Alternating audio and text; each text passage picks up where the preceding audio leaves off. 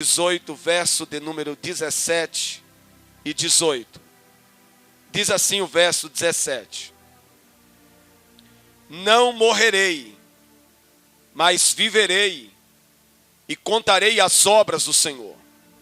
Olha a força que Davi coloca nessa palavra. Não morrerei, mas viverei e contarei as obras do Senhor. O Senhor castigou-me muito, mas não me entregou à morte. Salmo 119, versículo de número 67. Salmo 119, verso 67, diz assim: Antes de ser afligido, andava errado, mas agora guardo a tua palavra. Verso 71, verso de número 71. Foi-me bom ter sido afligido, para que aprendesse os teus estatutos. Vamos encerrar no Salmo 142, verso de número 7, para a glória de Deus. O Salmo 142, verso 7, é uma oração que saiu de dentro da alma de Davi. E ele diz assim: Tira a minha alma da prisão, para que louve o teu nome. Os justos me rodearão, pois me fizeste bem. Retome os vossos assentos, dando glória a Deus e aleluia nessa noite.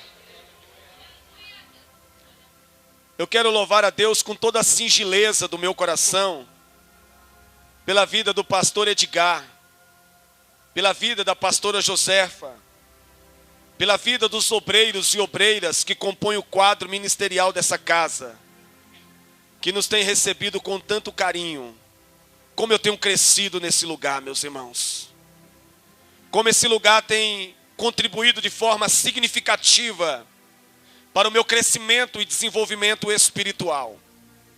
Eu louvo a Deus pela vida dessa igreja avivada, essa igreja cheia do Espírito Santo de Deus. Eu louvo a Deus porque nessa noite não temos aqui espectadores, temos aqui adoradores para a glória de Deus. Eu quero estar louvando a Deus pela vida do meu amigo, pastor Zequinha. Muito obrigado, tá, amigo? Ele soube que estaríamos aqui trazendo esse relato e prontamente ele se dispôs a estar conosco. Veio lá do Elisa Maria, na Zona Norte, para estar dando glória aqui conosco. Está aqui também o pastor Juninho Lutero, que é um amigo querido, missionário que veio da Bahia. Eu tenho um respeito muito grande pela vida do senhor, porque o senhor deixou sua zona de conforto para estar aqui, só Deus sabe como, dando glória e cumprindo a vontade de Deus, o desígnio e o propósito de Deus. Então eu louvo a Deus pela tua vida, viu, meu amigo? Queridos, quantos estão preparados para receber esse relato nessa noite? Obviamente que eu disponho de muito pouco tempo para trazer um relato na íntegra daquilo que Cristo fizera na minha vida. Porém, eu vou contar 3 grandes experiências que eu vivenciara. Irei preencher as lacunas de uma experiência a outra com algum relato. Eu tive a infelicidade de ter sido rejeitado pela minha mãe. Assim que eu nasci, eu fui abandonado pela minha progenitora dentro do segundo maior complexo de favela do estado de São Paulo. E como disse o pastor e poeta, cresci em meio a homens valentes, cujo veneno é pior do que a serpente. O pastor Abel Porto, ele compôs um hino que traz esse pensamento. Eu vivi em meio a homens valentes, cujo veneno é pior do que a serpente. Fui criado em meio a um ambiente em que as pessoas desprezavam a vida. Fui criado em meio a um ambiente extremamente violento, E a influência do mesmo moldara a minha vida de uma forma muito drástica. E a minha infância, ela fora roubada. A minha adolescência também foi roubado. E a minha juventude também foi saqueada. Mas eu quero louvar a Deus, porque Jesus Cristo veio e restituiu a minha vida para a glória do nome dEle. Crescendo em meio a um ambiente como esse, a psiquiatria e a psicologia dizem que o caráter de uma criança pode ser fortemente influenciado e pode ter uma grande tendência à prática da violência. E fora o que acontecera comigo, presenciando mortes no cotidiano, convivendo em meio a homens violentos, a homens implacáveis, cujo coração era um reduto para o ódio e para a revolta. Com apenas 14 anos de idade, eu já me tornara um criminoso de uma projeção, de uma notoriedade incrível para a minha idade. Com apenas 14 anos, eu já estava entregue ao submundo do crime.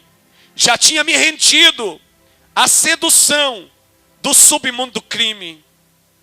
Que esse relato possa alcançar o coração dos jovens desta nação, que são facilmente seduzidos pelo falso poder que o submundo do crime projeta na vida dos jovens. Quando eu digo falso poder, porque ele é falso, é mentiroso e é enganoso. O verdadeiro poder é o poder de Jesus Cristo de Nazaré. Quando Jesus estava diante de Pilato, Pilato questionara o silêncio de Jesus dizendo: tu não respondes a mim que tenho o poder de te crucificar e o poder de não te crucificar. Jesus olhou firmemente para Pilatos e disse: Pilatos, poder nenhum terias contra mim, se do alto não lhe fosse dado. Tu está entendendo que o poder não vem do crime, o poder não vem das facções criminosas, o poder não vem do inferno, o poder vem do céu nessa noite. Poder nenhum terias contra mim, se do alto não lhe fosse dado. E se eu quisesse, eu rogaria ao meu Pai, e Ele enviaria 12 legiões de anjos, e me livraria das tuas mãos, me livraria dessa hora. Mas para essa hora, eu vim. Jesus compreendia perfeitamente a vontade de Deus, os desígnios de Deus para a sua vida. Com 14 anos de idade, a vida praticamente destruída, seduzido por esse falso poder proporcionado pelo submundo do crime, envolvido com um nível avançado da magia negra. Eu tinha uma intimidade tão grande com os espíritos caídos, meus irmãos, com os anjos destituídos do seu potentado, que eu falava com eles cara a cara, eu falava com eles assim, face a face. A manifestação não precisava que eles estivessem tomado posse de um cavalo para falar comigo, não. Eu andava naquelas vielas de madrugada e eu via aquela sombra preta do meu lado dizendo: entra à direita, entra à esquerda, vai para lá, vem para cá. Ou seja, uma vida completamente envolvida com a magia negra, uma vida completamente envolvida, entregue ao submundo do crime. E eu não entendia que o que me guardava não era aquela sombra preta. O que me guardava não era as inúmeras guias que eu carregava no pescoço. O que me guardava era o Deus Todo-Poderoso, que desde o ventre da minha mãe me escolhera para um grande propósito na terra.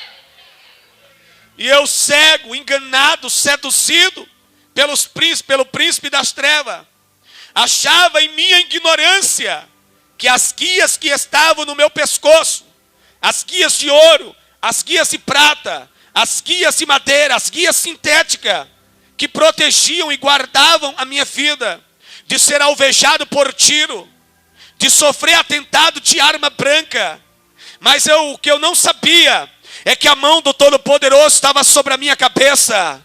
Porque antes de eu ser formado no ventre da minha mãe, Deus já havia me escolhido para um propósito especial na terra. Eu vim aqui nessa noite para dizer que o teu foi escolhido por Deus. Eu vim aqui nessa noite para dizer que teu filho não vai morrer, tua filha não vai morrer, porque Deus escolheu ela desde o teu ventre. Mas até então, enganado, seduzido ia eu. E eu lembro que numa ocasião, era a ocasião em que o crack estava estourando no estado de São Paulo. Final da década de 80 e meados da década de 90. O crack era novidade no estado de São Paulo. E eu lembro que 2 meninos haviam desviado uma quantidade muito grande. E eu dei uma ordem dizendo, deixa eles amarrados a noite inteira. Porque pela manhã eu irei executar os 2. Mas o que eu não sabia, meus irmãos, é que naquela manhã o Senhor tinha marcado um encontro com a minha vida. Naquela manhã eu teria o meu primeiro contato, ainda que tímido. Eu teria o meu primeiro contato com Jesus Cristo de Nazaré. Eu lembro que naquela manhã eu levantei com uma fúria muito grande. E com todas aquelas guias no pescoço, com uma submetralhadora pendurada no pescoço, com 2 capangas à direita, 2 à esquerda, eu me dirigi até o local em que aqueles 2 meninos estavam amarrados. 9 para as 10 horas da manhã daquele dia. E indo com aquela fúria satânica no meu coração para executá-los.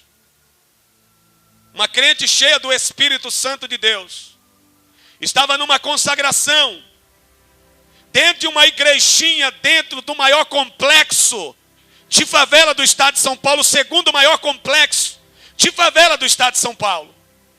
Aquela consagração sem graça, Pedro, Tiago e João, mas aquela crente cheia do Espírito Santo, estava com o seu joelho dobrado, clamando ao Deus de Israel.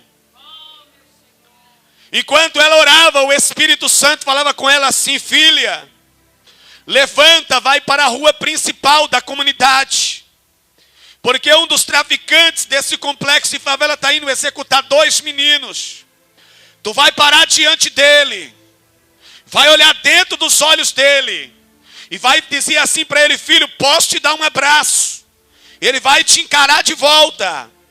Vai abrir a boca para te xingar de tudo que é nome, mas eu vou travar a boca dele.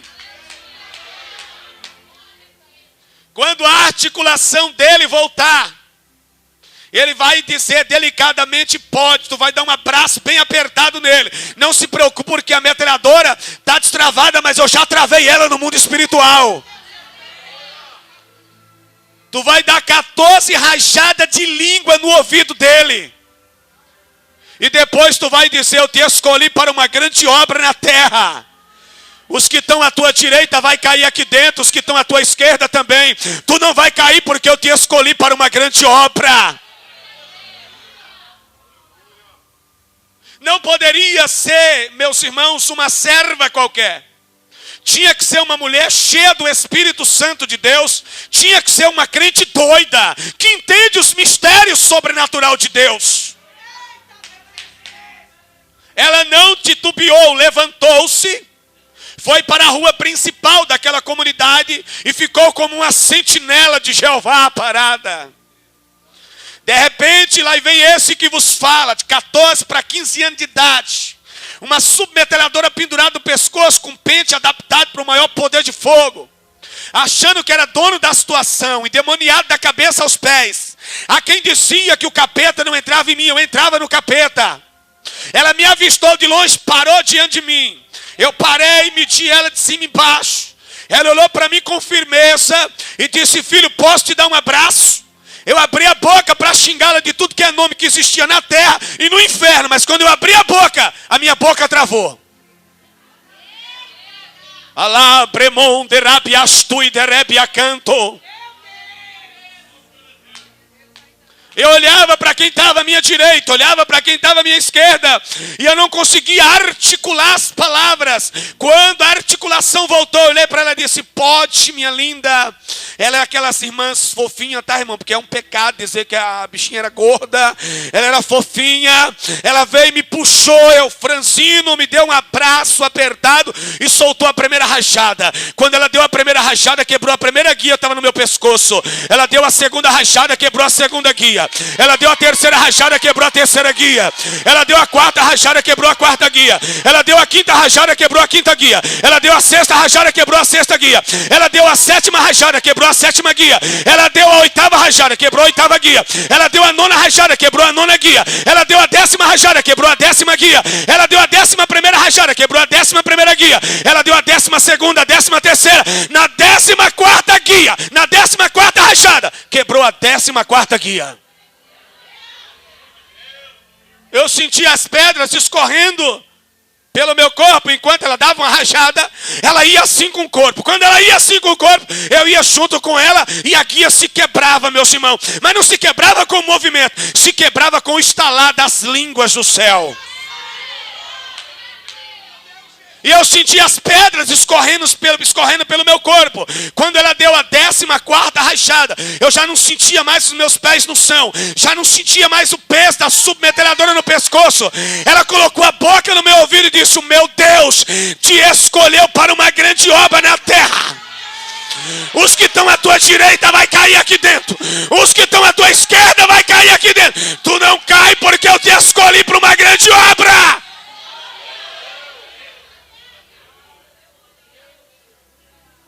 Você está entendendo que quando ele escolhe, está escolhido? Quando ele escolhe, está escolhido. Quando Jeová escolhe, PCC não mata, a rota não mata, o BOP não mata, a tropa de choque não mata. Quando ele escolhe, Satanás não mata.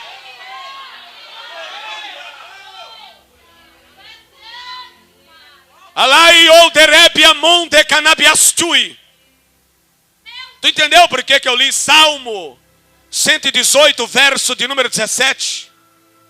Davi foi um homem que viveu situações de grande perigo. Homem acostumado com a guerra. E a guerra é um ambiente extremamente hostil.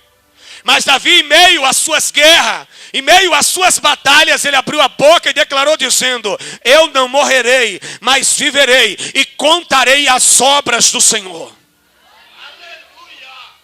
Diga comigo: eu não morrerei, mas viverei e contarei as obras do Senhor.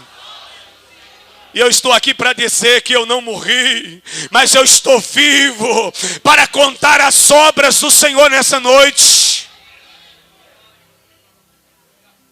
Mas o verso 18 diz assim: o Senhor castigou-me muito, mas não me entregou a morte. Eu perdi as forças naquela manhã.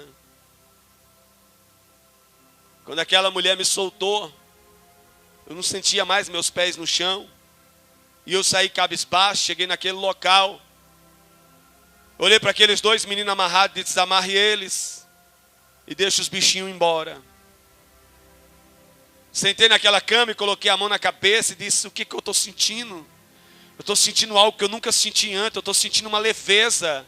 Eu estou sentindo uma paz dentro de mim que não tem explicação. Aí eu ouvi os meus comparsas lá fora perguntando para os que vieram comigo o que aconteceu com ele. Ele não nos permitiu executar os meninos, para executá-los pela manhã, para fazer. O que aconteceu? Eu não sei. Sei que nós estávamos vindo para cá, uma crente doida parou ele, falou umas línguas lá estranhas, berrou um negócio no ouvido dele, e ele veio para cá desse jeito. Eles não entendiam, mas naquele dia, Jesus desceu e falou comigo.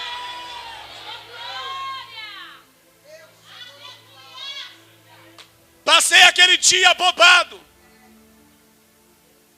Mas Satanás é um ser extremamente persuasivo.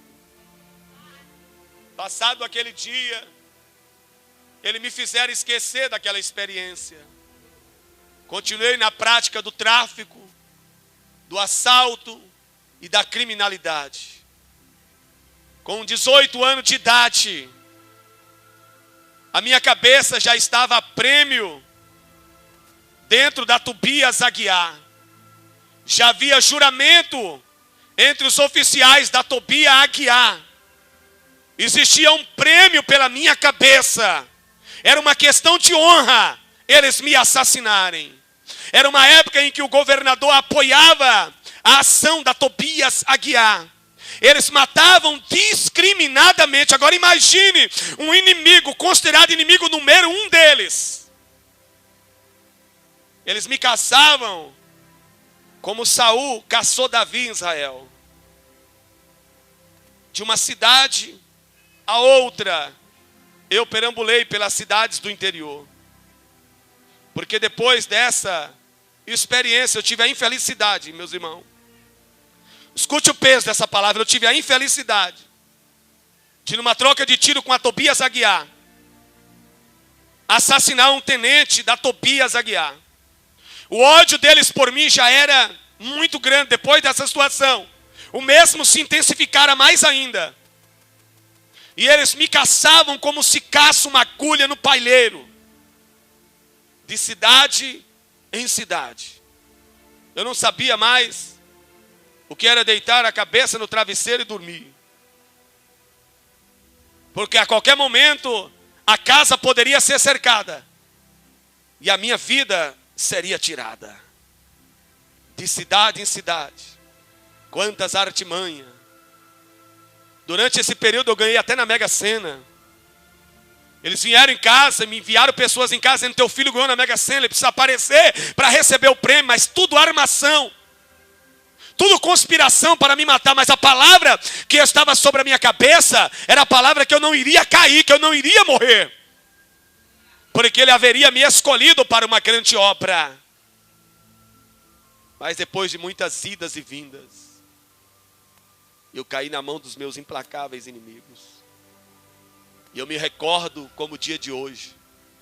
Eles fizeram uma meia-lua em volta de mim, pastora Josefa. Eu encostado naquele grande muro da comunidade. Eles fizeram uma meia-lua em volta de mim. E o tenente da polícia militar e o tenente da Tobia Aguiar discutindo tranquilamente na minha frente a qual deles cabia o direito da minha execução. O tenente da polícia militar apresentava suas razões, dizendo: ele matou soldado, ele feriu soldado em ação, e nós iremos executá-lo. O tenente da Tobias Aguiar dizendo: ele é o único criminoso vivo no estado de São Paulo que teve a infelicidade de matar um oficial da Tobias Aguiar. Nós iremos executá-lo. E eu ali assistindo o debate deles. Por fim, Tobias Aguiar ganhou o debate. O tenente veio na minha direção e disse: o senhor não vai tomar um tapa. O senhor vai ser levado para dentro do matagal. E o senhor vai ser executado como o senhor merece ser executado. E nunca mais sua mãe verá o teu rosto, porque o teu corpo vai desaparecer. Com olhar firme, eu continuei olhando dentro dos olhos dele. E fui levado para aquele matagal. 3 viaturas e um carro apaisando entraram dentro daquele matagal. Me tiraram de dentro. Eu contei 12 soldados naquela noite. Desceram, me desalgemaram. O tenente veio na minha direção e disse: quantos homens o senhor já matou? Nunca matei ninguém. Eu sabia que ia morrer. E todo criminoso daquela época, que sabia que quando caísse na mão da rota, não tinha mais jeito. Então para que negociar? Para que falar? Ele riu e disse: você sabia que o homem que você matou era meu irmão? Eu disse: eu nunca matei ninguém, o senhor vai matar um homem inocente. Zombando dele. Quando eles me posicionaram dentro daquele matagal, irmãos, eu confesso, a minha boca não salivava mais. No meu nariz eu sentia um forte cheiro de enxofre. Porque naquela madrugada o inferno subiu naquele matagal para levar a minha alma para o inferno. Eu sabia por experiência própria, eu ia fechar os olhos, eu ia ouvir os estampidos, mas mesmo de olhos fechados naquela noite escura, eu ainda ia ver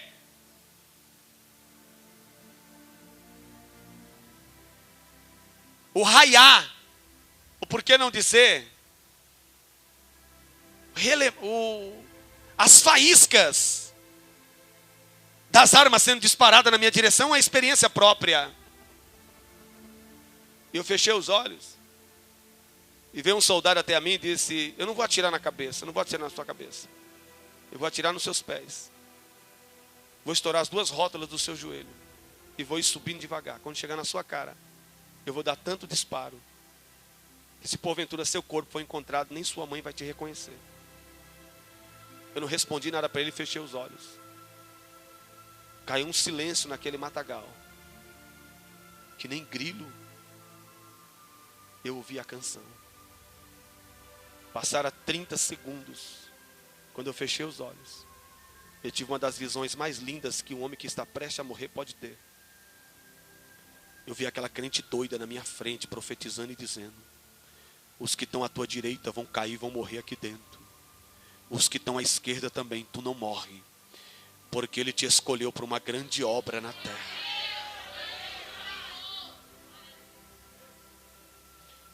Eu confesso que eu não queria abrir os olhos. Mas em dado momento eu abri os olhos. Quando eu abri os olhos, eu vi 12 homens de costa para mim com as armas abaixadas.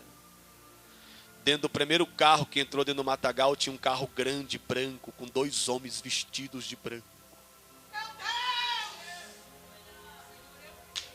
Tem pessoas por aí que vê anjo com muita facilidade. Vê anjo subindo, descendo, entrando, saindo. Foi a primeira vez na minha vida que eu vi 2 anjos. Pastor, eles têm asa? Não, não tem asa. Pastor, eles são bonitos? Não, eles não são bonitos, eles são perfeitos. O tenente olhou para mim e disse: suspende a execução porque temos testemunhas oculares. Me lançaram dentro da primeira viatura que entrou no matagal. Eu lembro que eu levantava a cabeça, um soldado batia com a coronha do revólver. O sangue descia na minha face, mas eu queria continuar olhando. Porque aqueles 2 seres eram muito lindos. E eles fixavam o olhar na minha direção. E não tiravam o olhar da minha direção. Como querendo dizer: o Deus que te ama, que morreu na cruz por você, nos enviar aqui nessa noite para tirar você da mão da rota. Quando todos os carros manobrou, que o carro que entrou primeiro manobrou de ré daquele matagal. Aquele carro saiu. Olhou da placa aos olhos do tenente Clóvis. Manobrou e subiu uma subida. E desapareceu diante dos nossos olhos. O tenente estremeceu, olhou para mim, me grudou, me puxou. E disse: se você nunca falou a verdade na sua vida, fale hoje. Você não vai morrer mais, mas pelo amor de Deus, fale a verdade. Você é filho de crente ou crente desviado? Qual dos dois? Eu disse: eu nem sou filho de crente e nem crente desviado. Mas os Deus dos crentes são uma doida dizendo: tu não vai morrer, porque eu te escolhi para uma grande obra na terra. Quando ele diz que não morre, não morre. Quando ele diz que não morre, nem a rota mata.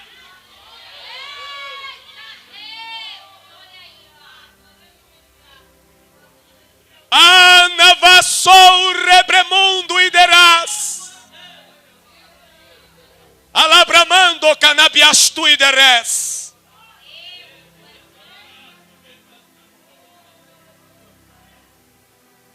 Ele deu uma ordem, pastor Juninho Lutero, dizendo: conduza o humilhante até o 56 DP, no bairro de Vila Alpina, de frente ao crematório da Vila Alpina, que eu moro atualmente atrás do 56 DP, aonde eu estava jurado de morte. Hoje eles me protegem. Deus faz ou não faz? Quando aquele soldado seguiu com aquela viatura, ele parou e disse: tenente, o que vimos essa madrugada é algo paranormal, não tem explicação científica para isso. Porém, se ele for para a cadeia, nunca mais ele sai da cadeia, não teremos oportunidade de vingar o nosso irmão de farda. Vamos soltá-lo e numa outra oportunidade nós o pegamos e executamos. O tenente estava impactado.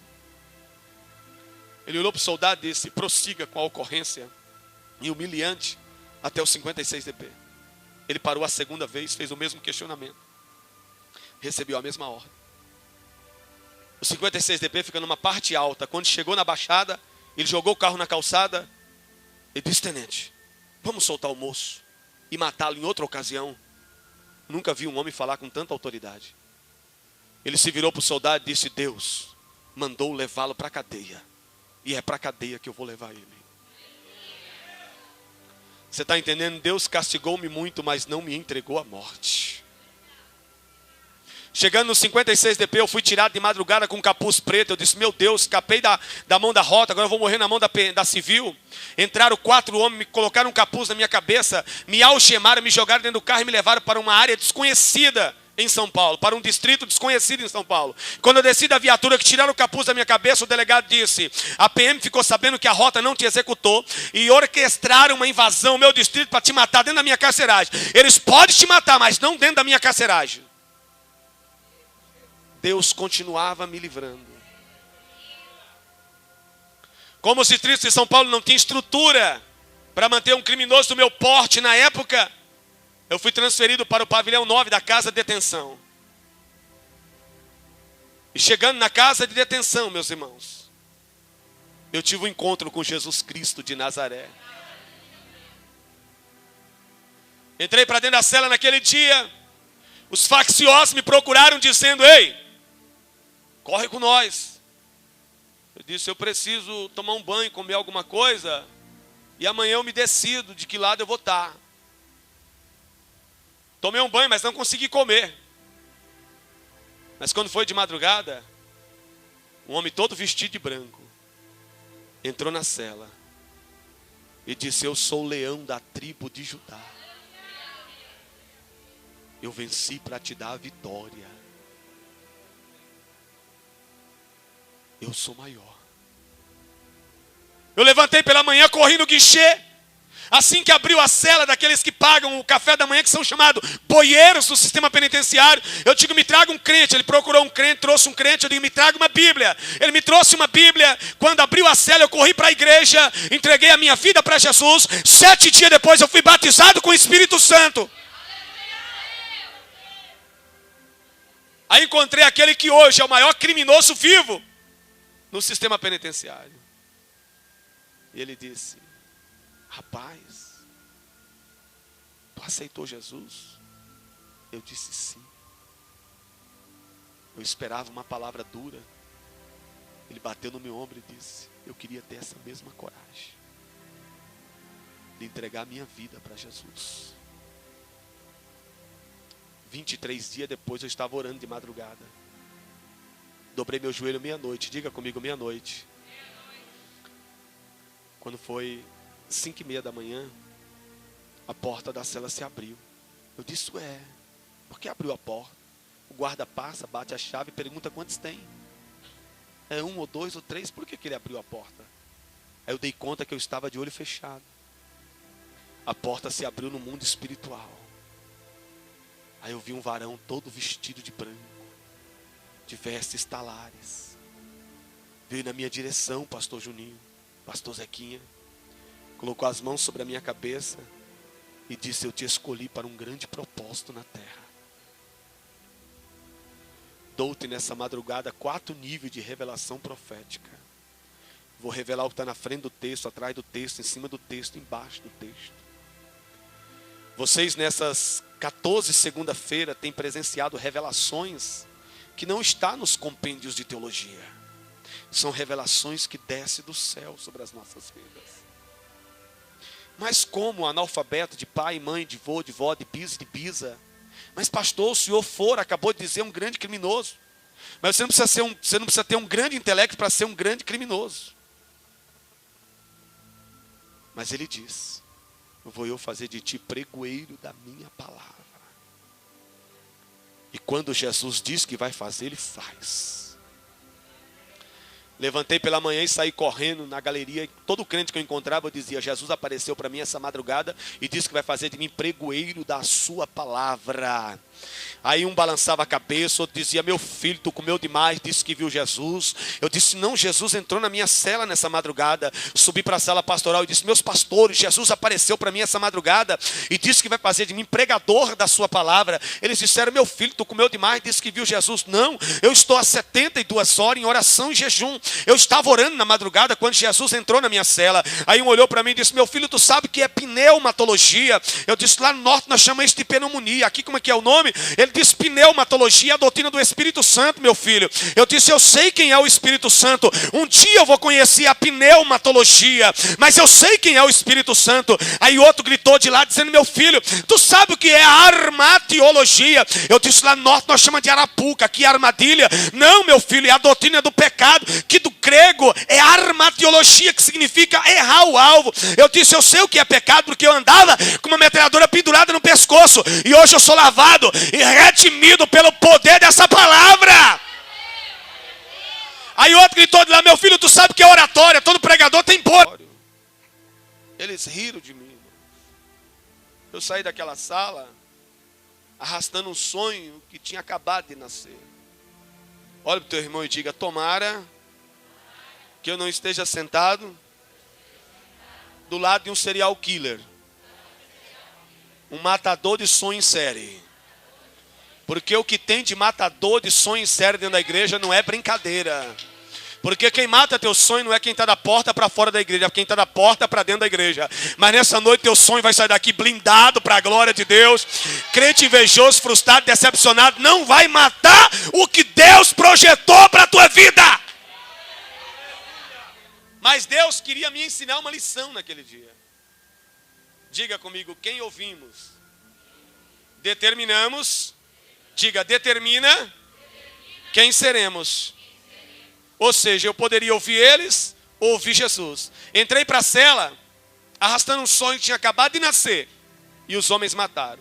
Olhei no espelho, um jovem de apenas 19 anos, condenado a mais de 50 anos de reprimenda penal. Olhei no espelho e disse: Senhor, eu vejo um derrotado. O que o Senhor vê, pelo amor de Cristo? Eu vejo um curva de rio. O que o Senhor vê? Aí eu escutei uma voz falando nitidamente comigo: eu vejo um dos maiores pregadores dessa nação. Se você não pode dar um glória a Deus, eu já dei muitos glória a Deus por isso. Eu vejo um moço que vai andar nos 27 estados que compõem a Confederação Brasileira. Eu vejo um moço entrando num pássaro de aço, indo para as nações da terra, arrastando multidões através do relato que eu tenho gerado na tua vida. Eu vejo um moço ganhando milhares e milhares de almas da terra. Meu sonho, ele não se lhe colocou de pé. Ele deu um sobressalto e se colocou de pé. E nunca mais mataram o meu sonho. Eu aprendi a ler na Bíblia. Li a Bíblia 56 vezes. Fiz o ensino fundamental e médio. Fiz 2 faculdades de teologia. 17 anos depois, eu passo pelos portões de cabeça erguida, dando glória a Deus e aleluia. 3 megas rebeliões eu vivenciei. Mais de 50 rebeliões localizadas. A tropa de choque, quando invadia a casa de detenção, 300 homens marchando e dizendo: demônio, vocês vão morrer, e batendo no escudo. Demônio, vocês vão morrer, e batendo no escudo. Do outro lado, no mundo espiritual, vinha o Espírito Santo marchando com um cortejo celestial, dizendo: o choque não pode matar quem eu dei vida, e vida com abundância. 17 anos depois eu saí. Fui morar com Maninha. Estou encerrando. O prognóstico da região era: eu dou 3 meses. E ele larga essa utopia de ser crente. E vai reivindicar o seu direito. A sua boca avaliada em R$1 milhão. Sua boca de distribuição de droga. Passaram os 3 meses. Eu fui convidado para pregar dentro de um grande evento na comunidade. Fecharam todas as ruas. O tráfico em peso estava presente nessa cruzada evangelística. Quando eles me viram pregar, saíram balançando a cabeça e dizendo: esse está mais doido do que era doido. Não tem por que se preocupar, porque Jesus entrou na vida dele com toda a força. Eles disseram 3 meses, faz 3 anos e 10 meses que eu saí, estou firme para a glória de Deus. Pregando o evangelho de manhã, de tarde, de noite, não colocando preço no que não tem preço. Porque ele disse: sai, pregue meu evangelho, porque eu vou cuidar de você na terra. E ele tem cuidado da minha vida na terra, meus irmãos. Ontem eu estava pregando numa igreja e os pastores, quando eu terminei de pregar, eu estava pregando Apocalipse capítulo de número 11, falando sobre as duas grandes testemunhas do Apocalipse, pregando sobre o testemunho que as mesmas darão no período mais difícil que a humanidade passará, a humanidade, não a igreja, porque a igreja já estará na glória, sentado na mesa, comendo tutano, bebendo vinho puro e dando glória a Deus e aleluia. Enquanto eu pregava, uma unção, uma graça, uma sabedoria tão grande invadiu a casa que os pastores, quando terminou aquela ministração, perguntavam: meu filho, de onde lhe veio tanta sabedoria para ministrar em textos de caráter futurístico? Eu disse: eu consultei os livros, eu fiz a lição de casa nos bancos acadêmicos, mas não sei o que acontece. Quando eu abro a Bíblia, abre um rolo na minha mente e a revelação desce. Sabe por quê? Porque um dia Jesus entrou na minha cela, colocou as mãos sobre a minha cabeça e nunca mais a minha cabeça foi a mesma. Porque quando ele colocou as mãos, a sabedoria desceu sobre a minha vida.